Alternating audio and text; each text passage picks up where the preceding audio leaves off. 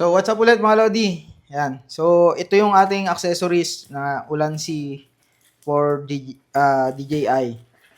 Ah, ito yung JG Superstore ata. So, kaya may JG dito. So, yung provider ng Ulanzi na yon na last mall is JG. Yung binili nating memory card is PC Works yung nag-provide. Ito yung ating warranty. Yan.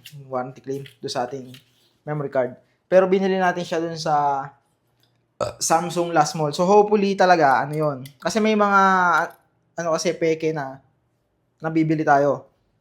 Pagka basta bumili sa mga store. Like yung dati bumili tayo ng battery ng Panasonic. Bumili tayo dun sa ang bilis niya nasira. Nagkaroon ng leak agad. Tapos ang bilis malobat. So, may mga ganong chance na kahit bumili tayo doon sa mga store na may mga na-encounter tayong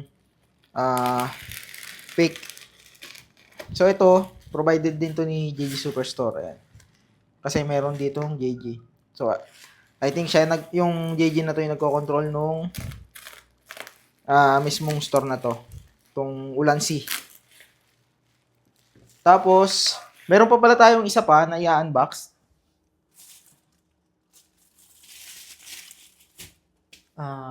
Mamaya na. Itong isa pala. Ito yung cage na binili natin. Mamaya unbox natin yan. Papalitan na natin tong galing sa mismong DJI na plastic. Kasi pangit. Yung battery niya, hindi natatanggal. Meron lang siyang cage na, yung dito. Meron siyang bukas dito. Yung cage na, pwede mong yung i-charge yung battery. So, pang isang battery lang yan, mga Lodi. Hindi siya yung pwedeng palitan ng Oops. So, ayan mga Lodi.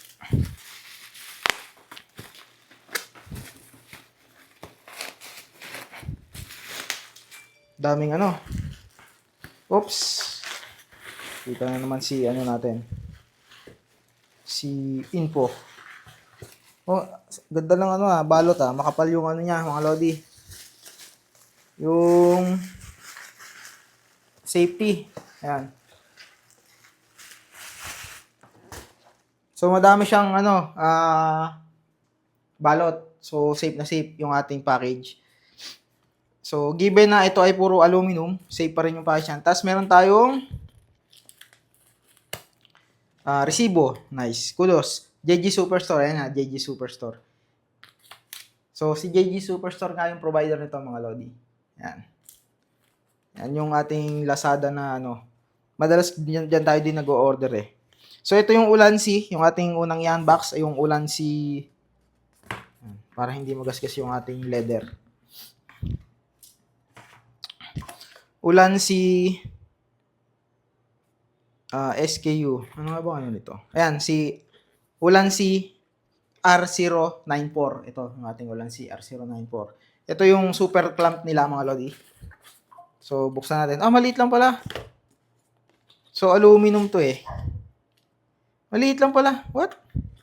Tapos, mayroon siyang qualified certificate. Ayan. Meron siyang, certificate. Ayan. So, ayan mga Lodi. So, yung box niya, yun lang yung laman. Wala na. Ganito yung itsura niya, Yung mount. Napakaliit lang pala,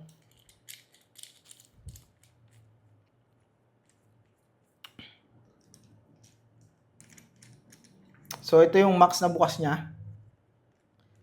Ayan. Medyo malaki din naman yung maano niya dito. Maiipit. So, pwedeng gamitin sa bike, sa ng motor. Mahigpit siya, mga Lodi, Tapos, yung kanyang ball head, ito. Alam ko natatanggal to eh. Kasi meron pa siya ditong lagayan eh. Tapos itong ball head niya dito, ayan. Hindi na siya na-remove. So possible na fix to. Hindi to natatanggal din sa Tapos ito.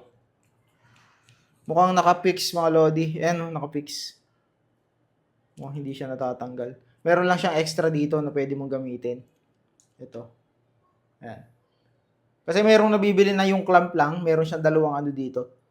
yung sa small rig. Pero ito yung binili natin kasi meron siyang yung ganito sa ibabaw. Para hindi na tayo bibili nung yan, ito nasa ibabaw na to. Yan. Yan yung lagayan nung ay wala pala to. Meron kasing yung nalalagay dito sa ilalim mga lodi. Quick release. Ayan mga ganito. Pwede siya sa camera, pwede sa ano. So, yan lang yung ano natin, laman ng box. Yung R094. So, unbox natin itong isa. Ito ay para pipicture natin mamaya. Ito yung SC02 suction cap mount. Yan, para pwede nating i-mount sa mga flat surface. Yan. Itong isa walang seal mga lodi. Tapos itong isa sealed. Yan, sealed tong isa.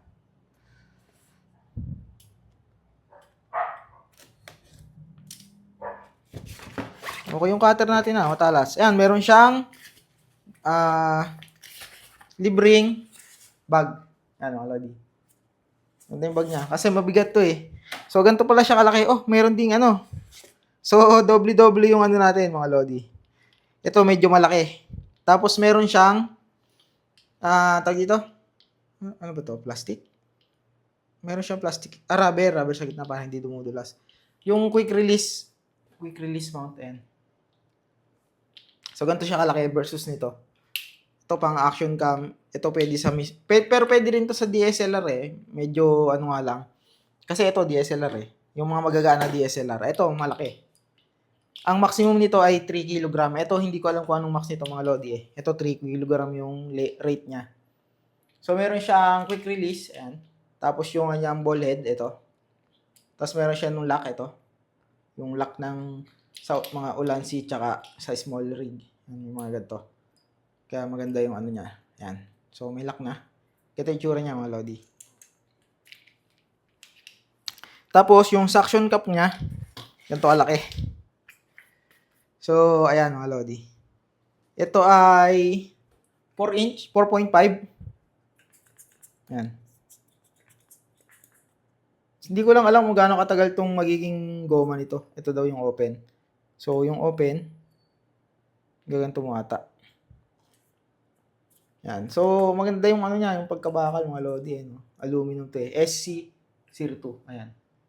Try natin sa screen. Uy.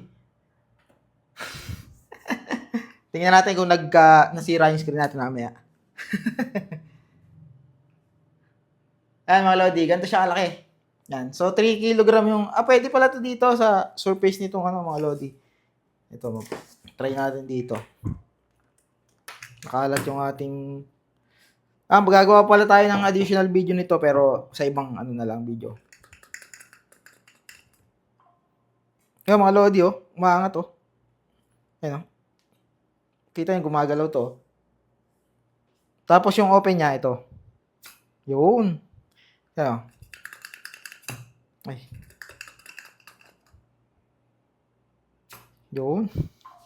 Ayos mga lodi. So ito yung mount niya. Meron siyang marami pala to. Marami siyang mounting points. Meron siya dito yung 1/4 inch tsaka yung ito pala yung 1/2 ata. Ito yung 1/4. Tapos meron pa siya dito 3. So marami siyang pwedeng pag-mount. 1, 2, 3, 4, 5, 6, 7, 8. Ayan. So marami siyang pwedeng ipag-mount. Since itong mounting natin na to is medyo may kaliitan, pwede siya dito at pwede siya dito. So ito yung mas malalaki sa mga mabibigat. Yan mga lodi.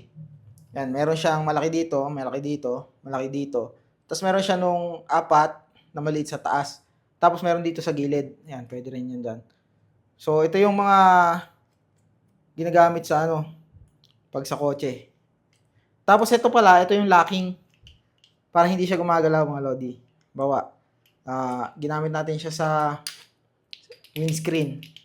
So dito na usually saan ba natin siya i-mount? Dito. Yan dyan. So ganito siya. Yun. Kumagat na. Yan mga Lodi. So, ayan yung ating mounting. Mga ganyan. Yan. So, meron pala tayong kulang na binili. Hindi pa rin pala natin ito magagamit sa windscreen. Kasi wala tayong pang-mount dito. Kasi yung ano niya, ball head, wala siya nung katulad nung nung ini-screw. So, dito, ano to?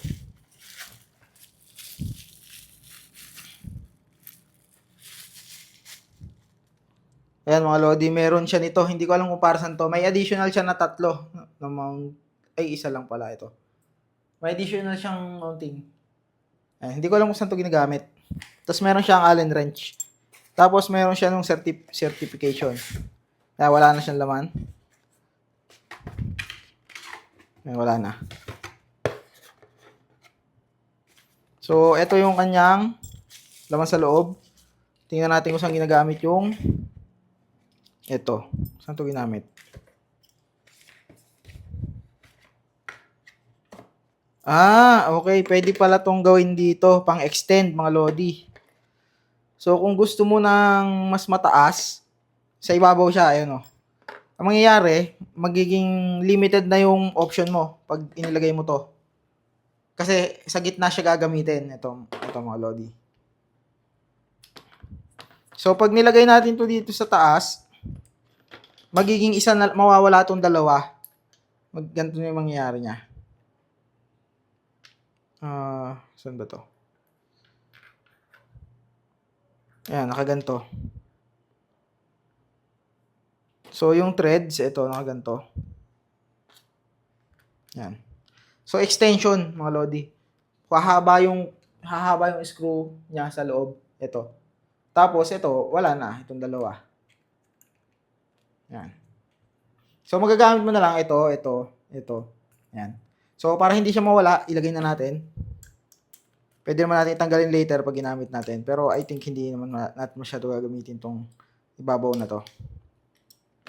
So, ang siguro gagamitin natin ay ito. Nasa baba or ito nasa gilid. Para mabilis siyang use. Ito. Itong gagamitin natin. So, ayun lang mga Lodi. Ito yung ating SC2. Ayan, SC2. Suction mount na may kasamang ball head. Ayan. Ayos. Nice. Ayan mga Lodi. So, yun muna. Pipicture natin later.